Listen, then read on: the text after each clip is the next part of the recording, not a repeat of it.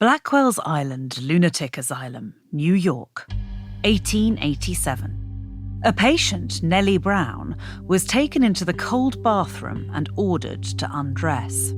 They said if I did not, they would use force, and that it would not be very gentle.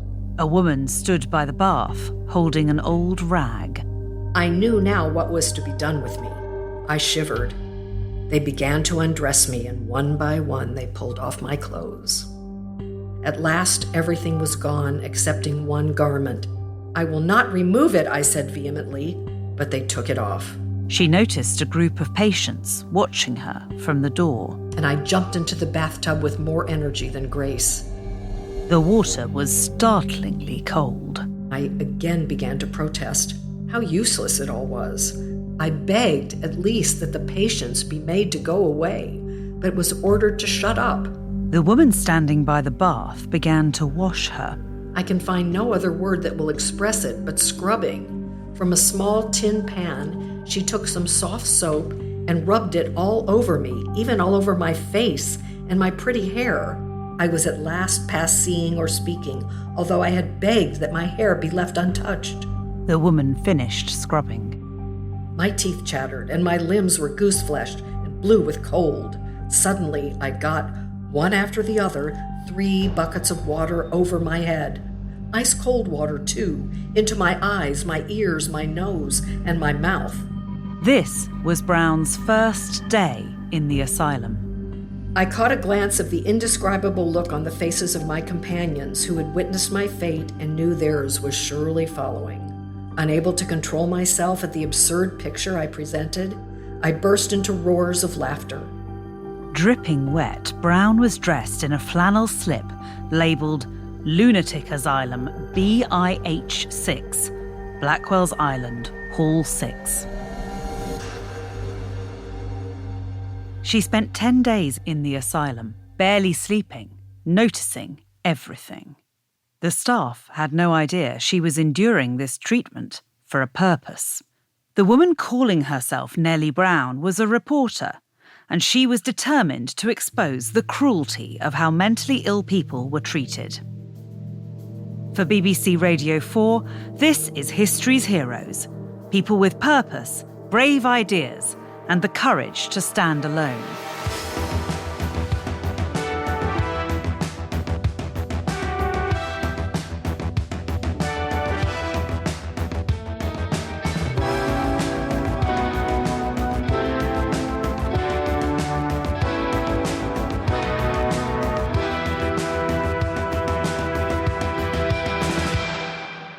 I'm Alex von Tunzelmann. I'm a historian, and I'm inspired by the story of Nellie Bly, a pioneering journalist who refused to accept the twee assignments usually given to women, and instead took on some of the most challenging stories of her time.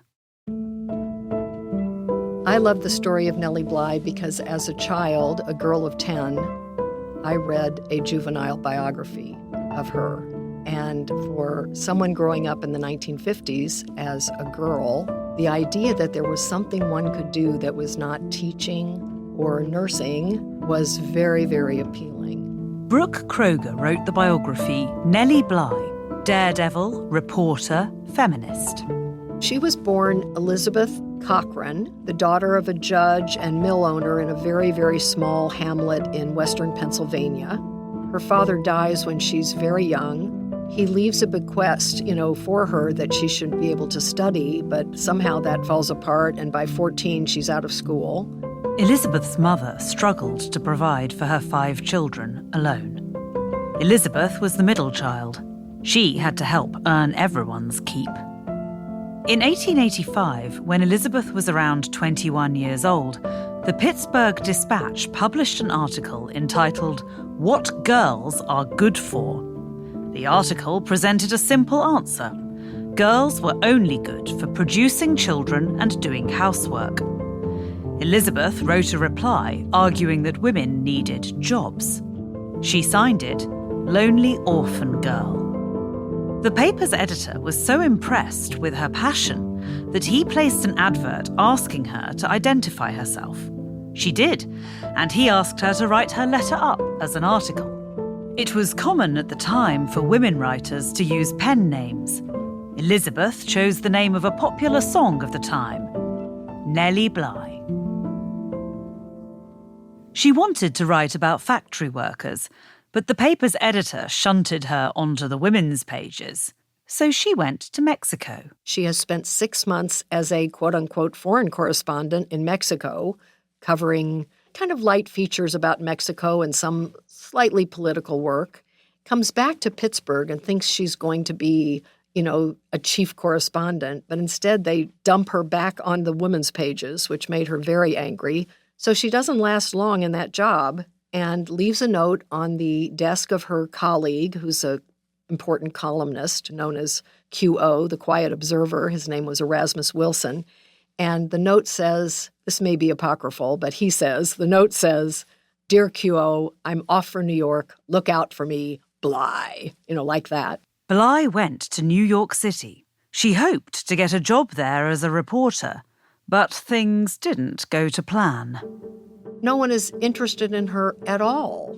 Not at all. So how is she going to break through? She makes friends with an established columnist, and with him they cook up the idea that she should write a story about how editors in New York consider women reporters. So that gets her in the door of all the newspapers where she has not been able to get past the guard. And the editors are willing to be interviewed on the question. The responses were eye-opening. They have 1,000 reasons why it's not a good idea to hire a woman. They have to have chaperones. That costs extra money. There was a feeling then that women were congenitally incapable of doing the heavy lifting of journalism. Heavy lifting meaning to cover murder, crime, huge political stories, government nefarious dealings. It seemed a lot of people agreed that girls, even women, were only good for producing children and doing housework.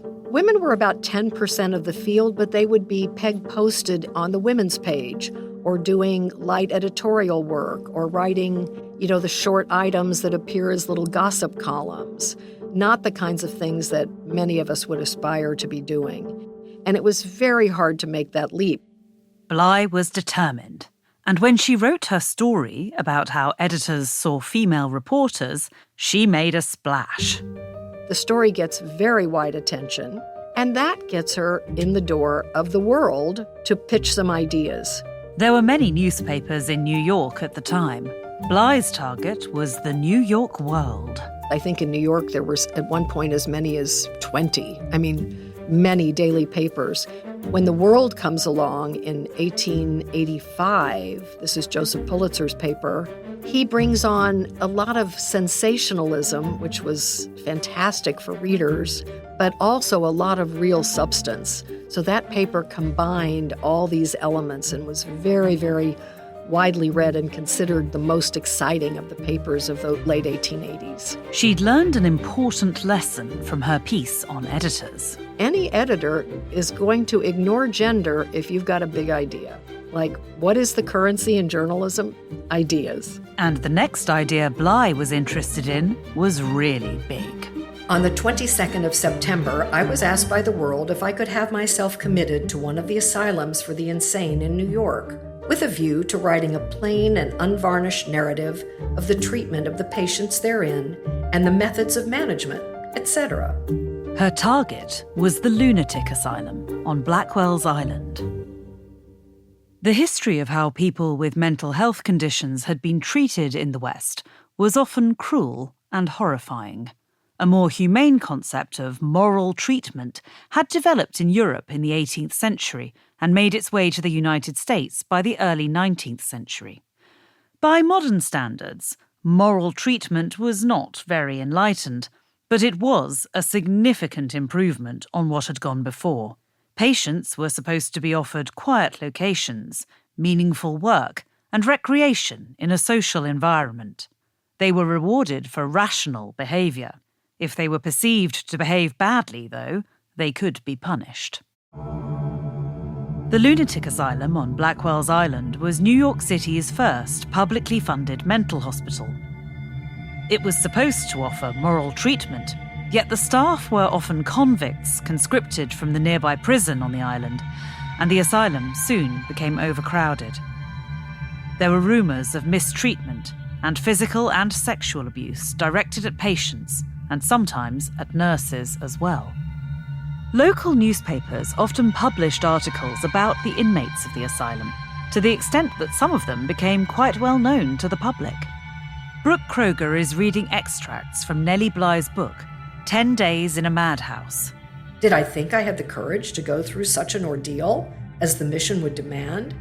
Could I assume the characteristics of insanity to such a degree that I could pass the doctors, live for a week among the insane without the authorities there finding out that I was only a child among them taking notes? That was the challenge she took on. Blackwell's Island was what one tourist pamphlet described as the home of all the cancer spots of modern Manhattan. The almshouses, the prisons, the madhouses, everything was there. There were all these rumors about terrible things happening on Blackwell's Island. But reporters who wanted to know more had to go through the management of the asylum. Bly knew from her work covering factories in Pittsburgh that managers would often clean things up before reporters were allowed in, or keep them away from the things they didn't want them to see.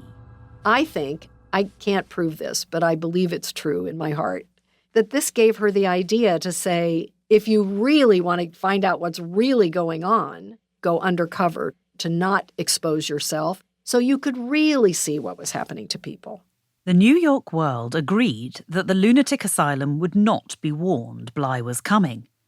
Instead, she had to get herself admitted. She chose the name Nellie Brown, similar enough to her writing name that the newspaper could trace her if they needed to. They also took steps to defend her against prosecution. They take her to the assistant district attorney to get her quashed legally. Because if you think about it, she's taking the place of someone who might need a bed. I mean, what you're doing is illegal. It's a fraud you're committing. But it's in the name of this higher purpose, and so they agree to quash her legally. In other words, that she won't have to come out and be prosecuted. If you were committed to an asylum, you might never get out. Bly's editor promised her, "We'll get you out if we have to tell who you are and for what purpose you feigned insanity. Only get in." Bly knew she'd have to deceive specialist doctors to get into the asylum. The most likely way for her to be committed was to be pulled up in front of the police courts. And the way to make that happen was to cause a public nuisance. She found a boarding house, a working women's boarding house down in the Bowery area, 2nd Street, and decided she would try to get herself a place overnight. She practiced her act. The hard fact is she had never encountered an insane person. She didn't really know what an insane person looked like, acted like, or did, so she had to kind of concoct that. Her idea was, first, she stood in front of the mirror and was making faces she thought that seemed to suggest that she was not mentally all there. A dreamy kind of look was one of her ideas. In the boarding house, she caused chaos, accusing all the other boarders of being insane and going on and on about her lost trunk suitcases. She kept asking about her trunks. She needed her trunks. Where were her trunks? She just drove everyone crazy. She wouldn't go to sleep. She stayed awake all night. This really alarmed everyone. And the deputy matron, assistant matron, goes to the police and brings back an officer to cart her away. So she is on her way. Bly was put in front of Judge Duffy at the Essex Market Police Court.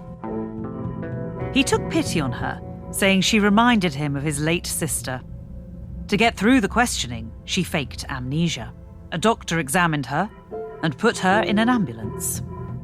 She's taken to, the famous Bellevue Hospital with a lot of other people who are not completely compos mentis. Through all the examinations, Bly had to keep up the act. They checked her pulse and looked at her tongue. Most of all, they asked her questions. Can you work? Tell me, are you a woman of the town? How do you feel tonight, Nellie? Do you see faces on the wall? Do you ever hear voices at night? She told them the voices stopped her from sleeping. They put her on a boat This is a very short boat ride to the middle of the East River. Along with some other women, Bly was led into a dirty cabin with high windows. If they tried to look out, they were scolded by the terrifying female guards. As they walked off the boat, they were shoved into an ambulance. The asylum was a compound of long stone buildings. Bly held her breath as the stink from the kitchens hit her. Inside, the doors were locked behind them. From her descriptions, we know that the spaces were bleak, really bleak. There was nothing inviting or warm or charming about them. Bly soon realised that not everyone confined to the asylum was mad. Among her fellow inmates was a German woman who couldn't speak English, so just couldn't make herself understood. Another woman came across as perfectly sane, but was ignored. She was suffering from a nervous debility, and as Bly watched, her condition deteriorated. She says that people she met really were not crazy. They just had fallen into the trap of ending up there because there was no place else for them to go. And then, of course, there were others who really were ill. So there was a combination. And the culture was a mess because, A, the facilities were terrible. The food was beyond awful. I mean, her descriptions of the food just leave you aghast. Bly wrote, "I was hungry, but the food would not go down. I asked for unbuttered bread and was given it. I cannot tell you of anything which is the same dirty black colour. It was hard and in some places nothing more than dried dough. I found a spider in my slice, so I did not eat it." The scene that absolutely affected me most deeply was her encounter with the bathroom and having been given a bath in stone-cold water with scaly towels and harsh treatment from the nurses.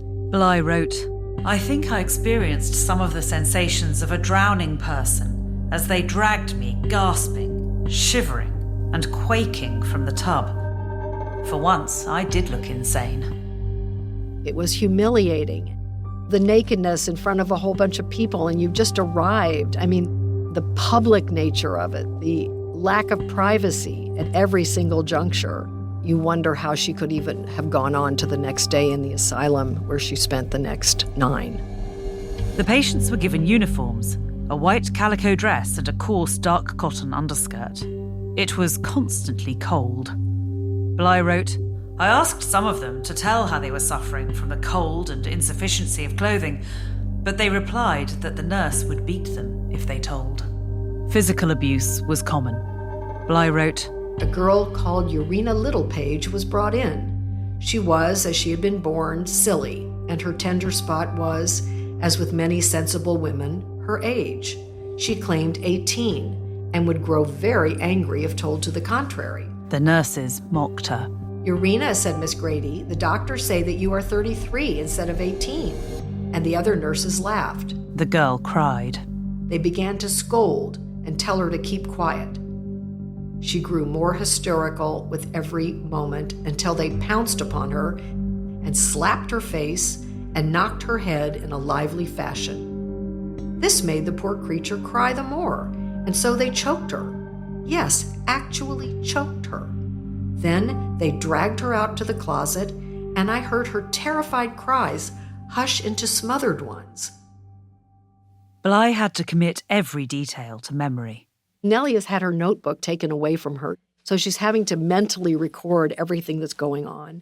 And of course, she's trying to stay awake through the nights to glean as much information as she possibly can. The doctor didn't like this and said he would make her sleep. When he saw I was not to be coaxed, he grew rather rough and said he had wasted too much time with me already, that if I did not take it, he would put it into my arm with a needle. It occurred to me that if he put it into my arm, I could not get rid of it, but if I swallowed it, there was one hope. As soon as the doctor left, she vomited the dose back up again. And she claims that when she went into, as soon as she crossed on the boat, she gave up the insane act. She just became herself the whole time, and the distinction, of course, was never made. So she's flying with this ruse. And then along comes a reporter from the Pittsburgh Dispatch, her own paper. He was looking for a girl who'd gone missing. He takes one look at her and he's startled, and she is like, uh-oh, it's up for me, I'm done.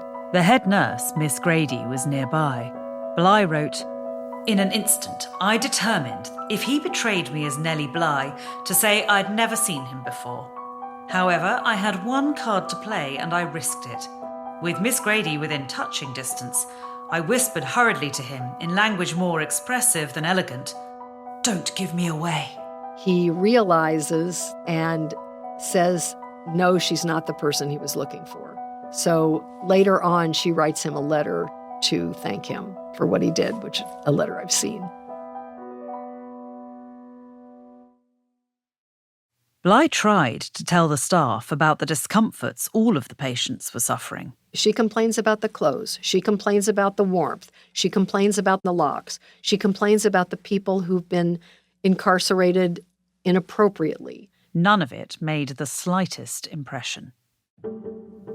After 10 days, the prearranged plan for her release went into action. The newspaper editor sent an attorney to the asylum. He told them that friends of Nellie Brown's were willing to take care of her, so she could be released. She wrote of her fellow patients, "For 10 days, I have been one of them. Foolishly enough, it seemed intensely selfish to leave them to their sufferings. I felt a quixotic desire to help them by sympathy and presence, but only for a moment. The bars were down, and freedom was sweeter to me than ever." And after she comes out, of course, she's busy writing her 2-part series, 2 pages in the world over 2 successive Sundays. On the 9th of October 1887, a few days after her release, her first report was published. And it's a sensation. There was one Wisconsin newspaper said no one in the annals of journalism had ever become so famous in so short a time. And it was just completely remarkable how this spread across the world. And of course, through the newspaper exchanges, everybody was reprinting her story, so it wasn't just in the world, in other cities. So that was really important. And then there's an investigation, because what she's claimed seems so horrific. New York's assistant district attorney led a grand jury investigation of the conditions in the asylum. Bly wrote, "I was summoned to appear before the grand jury. I answered the summons with pleasure because I longed to help those of God's most unfortunate children who I'd left prisoners behind me.